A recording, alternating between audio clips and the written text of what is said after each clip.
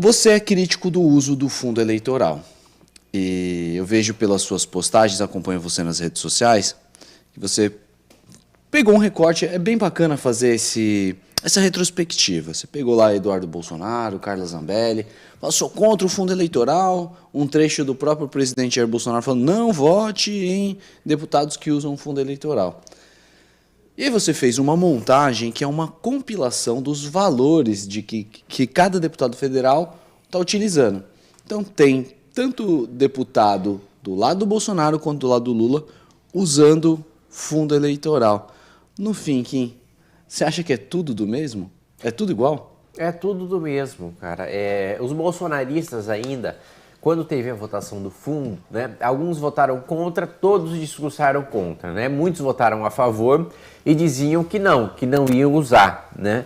E no final das contas, todos eles usaram, tanto os petistas como os bolsonaristas, né? Então não é a primeira vez que eles se alinham, né? Eles se aliaram já para nomear um procurador-geral da República, petista, amigo de José Dirceu, teve o voto dos senadores petistas. E aí eu pergunto, um presidente que foi eleito com a pauta de combate à corrupção, nomear um sujeito que não denunciou, que não investigou ninguém, foi pego com orçamento secreto, um deputado da base do Bolsonaro, do partido do Bolsonaro, com 500 mil reais na mão, assim, e ele mesmo dizendo que recebeu por fora. E esse cara tá solto, o Procurador-Geral da República não faz nada. Né? Ainda teve uma nomeação do presidente da República do ministro Cássio Nunes, né? E foi o ministro que votou a soltura do Lula. Não fosse esse ministro indicado pelo Bolsonaro, o Lula ainda estaria preso. E aí quando questionaram o Bolsonaro, né? Pô, e aí, seu ministro vai votar a favor do Lula? Ele disse, bom, se for para soltar, tudo bem. Né? O que só confirma a minha tese de que o PT quer o Bolsonaro vivo e solto para antagonizar com ele. O Bolsonaro quer o PT livre e solto para antagonizar com ele e os dois se retroalimentarem, né? Eu abri mão de carro oficial, de gasolina, de motorista, tem o auxílio mudança que é 30 mil reais no final do ano, que eu vou pegar todo esse auxílio mudança, comprar em cesta básica e distribuir para quem precisa. Já não usei auxílio mudança no começo do mandato. E aí sabe o que dizem para mim em Brasília? Ah, Kim, isso aí você tá jogando pra plateia, isso aí você tá denegrindo a classe política, você tá atacando a classe política, você tá criminalizando a política. E eu digo, eu não tô criminalizando a política de hoje que é criminosa. E eu tô combatendo isso, né? Mas lá dentro eu sou visto como o cara como se eu fosse um populista, sabe?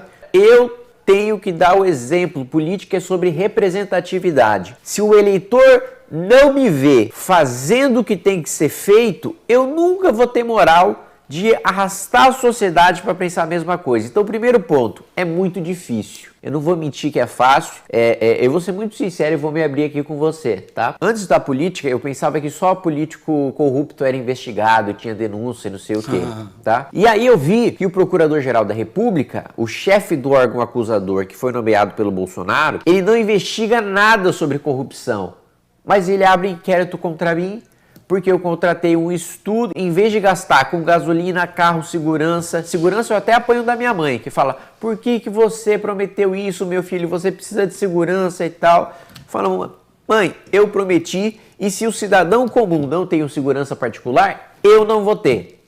E ponto. Vão me atacar? Posso ter risco na rua? Já apanhei, já quebraram garrafa na minha cabeça, já fui atropelado. Se o cidadão comum não tem segurança particular, eu não tenho. Ponto. O outro ponto, que aí entra no que você falou.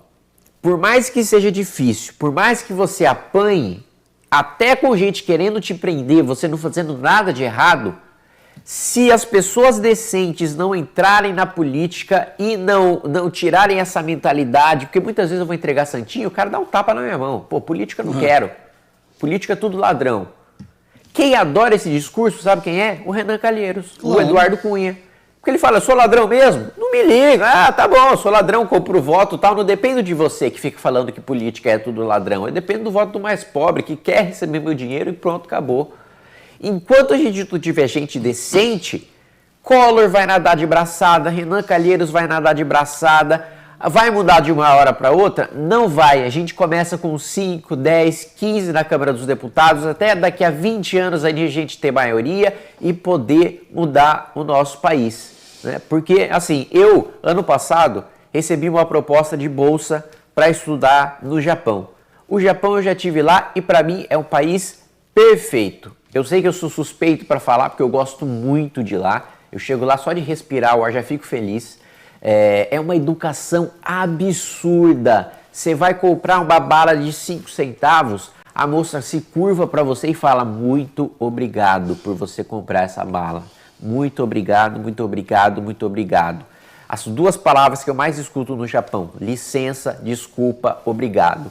E isso é da caixa do supermercado até o vice-primeiro-ministro, ministros das finanças que eu tive a experiência de conhecer. E digo mais, quando eu me encontrei com o Taro Aso, que era vice do Shinzo Abe, que infelizmente sofreu aquele atentado, ele falou: olha, o serviço de inteligência aqui do Japão descobriu que você gosta de anime, né? Porque ele tem um briefing.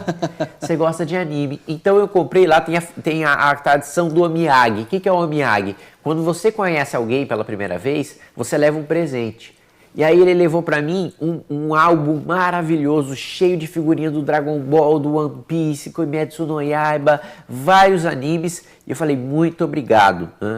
Eu falo um pouco japonês, o que é uma vergonha. Eu vou estudar japonês e vou aprender japonês. Isso eu tenho como meta na minha vida. Eu gosto de aprender novas línguas. E aí eu escutei ele falar desculpa. E aí eu perguntei pro intérprete: pô, ele falou desculpa, mas é isso mesmo que ele quis dizer? Ele falou: é isso. Eu falei: mas por quê? Porque você vai ter que carregar esse presente, né, até lá a porta do ministério e não vai ter ninguém para carregar para você. Olha só. O cara me deu um presente e pediu desculpa porque eu vou ter o transtorno, entre aspas, de carregar aquele presente. Cara, eu quero que o Brasil se torne isso. Aí você fala: dá para fazer? Dá. Há 60 anos atrás, a Coreia do Sul tinha uma educação pior do que a nossa.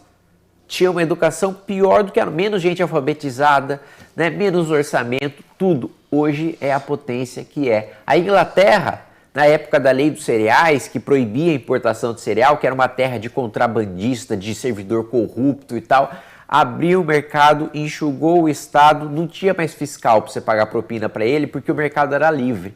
E aí, uma nação que era conhecida por ter servidor corrupto, hoje você ouve alguém dizer que servidor da Inglaterra é corrupto? Não.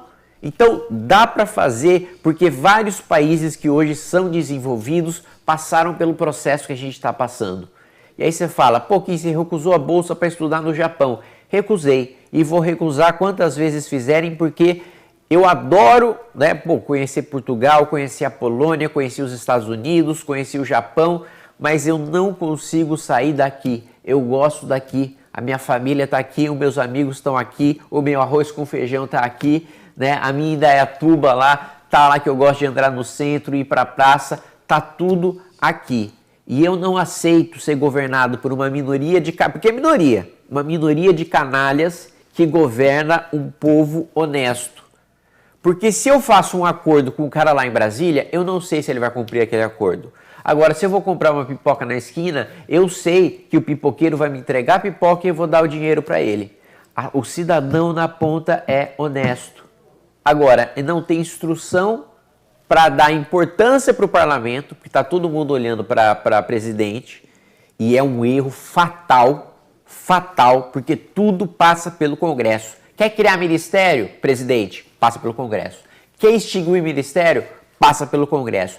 Então é fundamental as pessoas prestarem atenção na eleição do Congresso Nacional.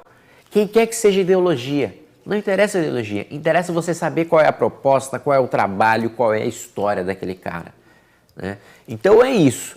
Quanto mais a gente deixar os canalhas tomarem conta da política e falar que política não presta, do sofá, e depois ficar reclamando que a política tá ruim, e aí, o que você fez para mudar? Você lembra quem você votou na última eleição? A maioria não lembra. Eleição não é só votar, é você acompanhar quem você votou e saber se ele está cumprindo as promessas dele. Senão, você não é um cidadão, você não está acompanhando a política e você é parte do problema.